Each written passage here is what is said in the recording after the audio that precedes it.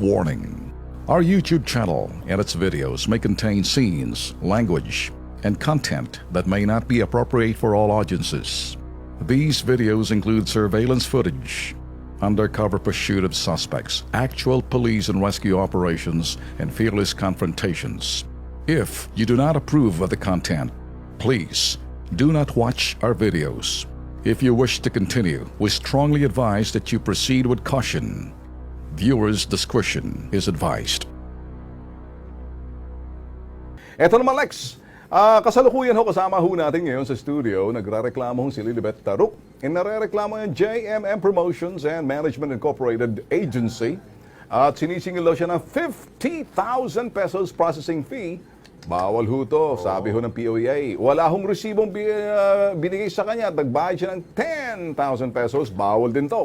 At ito naman, ayon din sa ahensya, di nila paalisin ang ito si Lilibet kung, sabi nga ho nila, ay sabi nito na dahil makulit.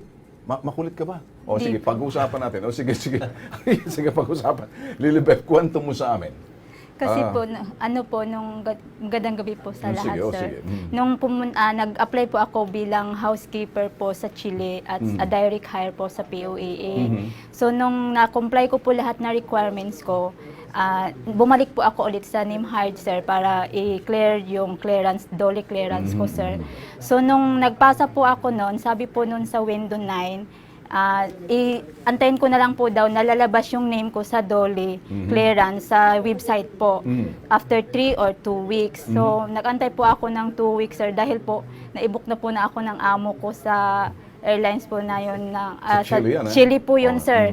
December 2. So, nag-follow up po ako sa POA, sir. Sabi ko, bakit wala pa po yung name ko? Sabi po nila sa akin, sir, na may bagong patakaran daw kasi yung DOLE na yung Advisory 37. Pag hindi daw po nabilong yung amo ko doon, sir, sa category na yun, kailangan ko pong dumaan ng agency. So, nintindihan ko po yun, sir. So, nagbigay po sa akin si Sir Ronald ng agency po. Yun nga po yung JMM.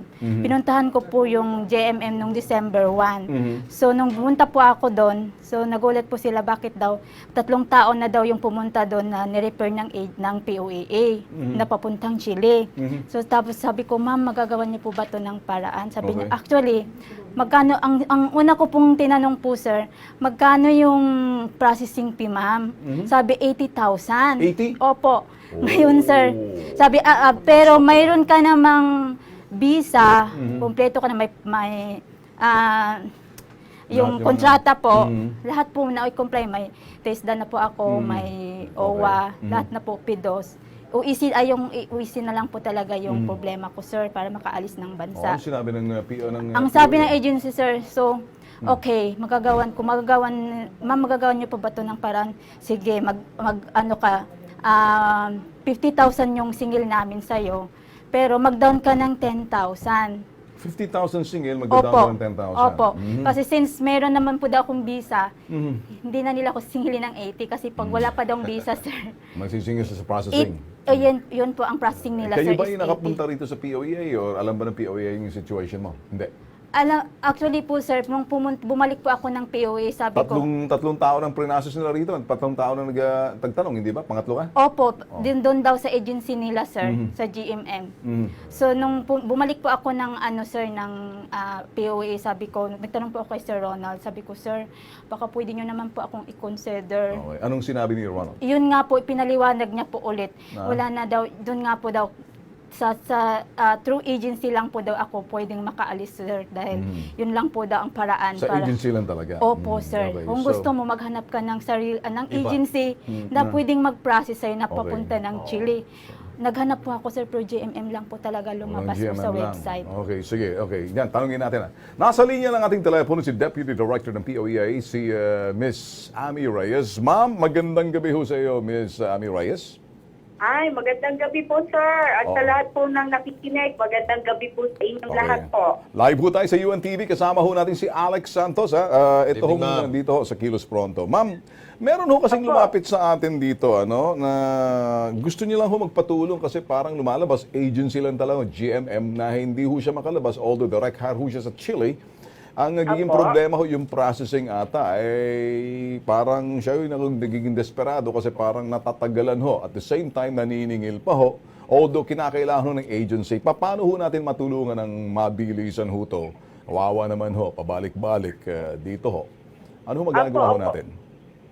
Sir, unang-una ho, pwede hong paliwanag ko po ngayon. Sige, sige ho, Policy po sige. kasi dun sa direct hire. Mhm. Actually, under po dun sa 2016 POA rules natin, generally po kasi may ban tayo on direct hire. Mhm. Pero may mga exemptions po. Mhm. Kasama po sa exemptions yung mga professional skilled workers na may authenticated employment contract. Mhm. Tapos yung employment contracts nila ay naayon po dun sa standard employment contract po natin. Mhm. And second, kung hinire po ang worker ng ating diplomatic corps, ng international organization, heads of state government, officials, yun po kasama po sa exemption. Okay. Or kung ang kumuha po sa kanila ay kamag-anak po nila o family member na permanent resident nung bansa, sa destination country. Okay. Yun lang po kasi ang mga exempted po,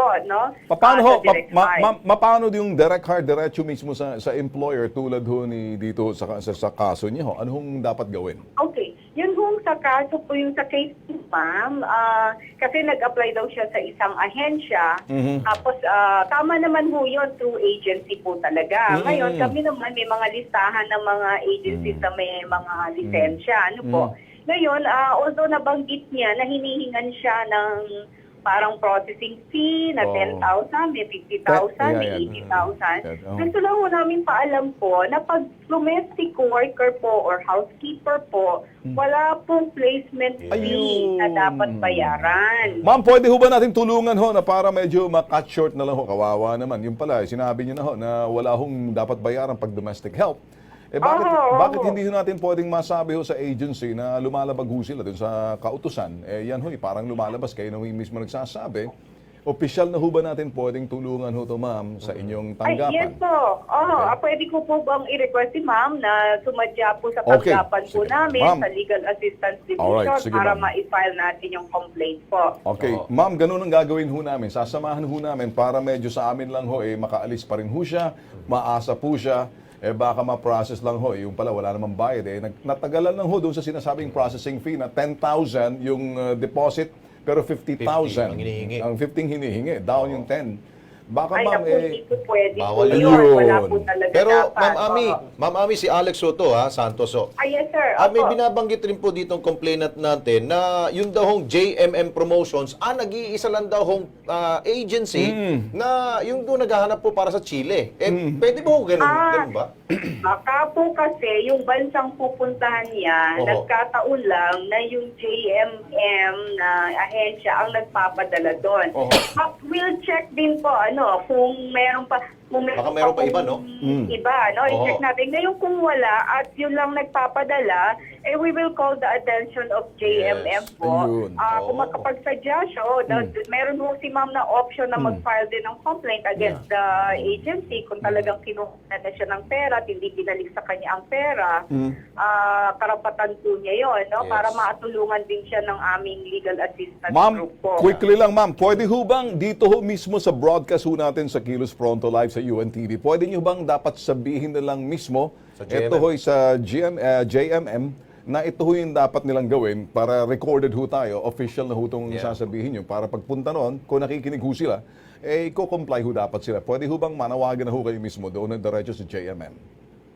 Yung tatawag po tayo. O, Siguro, parang ang statement na lang ho sa kanila na illegal ho yung pangungulekta dahil wala naman dapat. pwede naman po yun. Kaya lang, maganda rin kasi marinig din natin kung ano ho ba yung Side nila. no? Oo, kasi that is part of due process naman po. Okay, Kaya maganda ang aking suggestion. Pwede ho bang idaan natin sa Okay. yung proseso po talaga. Okay. Mahirap naman na nag-on the spot tayo na wala pong process Alright. po. Ano po? Well taken, ma'am. Ganito lang ho. Sasamahan ho namin to si Lilibet sa inyong tanggapan para nang sa ganun makuha niyo ho lahat na detalye. Pero nanggaling na ho siya sa inyo para sa akin ho. Sino nilapitan mo noon?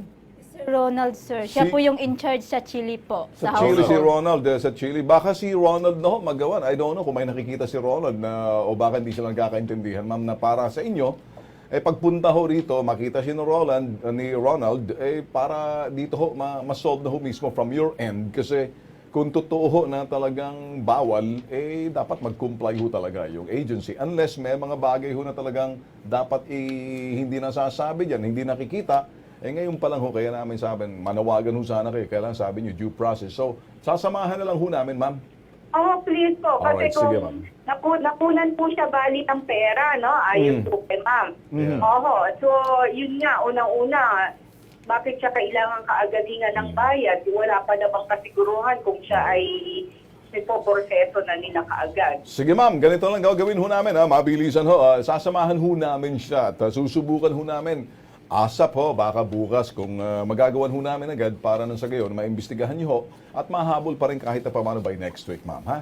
Opo. Maraming Sige po. salamat ho. Paalam niyo lang po sa amin. Wala pong anuman sa inyo. At magandang gabi po muli. Okay. you, Ma'am Ami. Deputy Administrator ng POAA si Miss Ami Reyes. Yan, Lex. O, Lilibet, relax ka lang dyan, ha? At makakaalis ka rin sa Chile. Okay?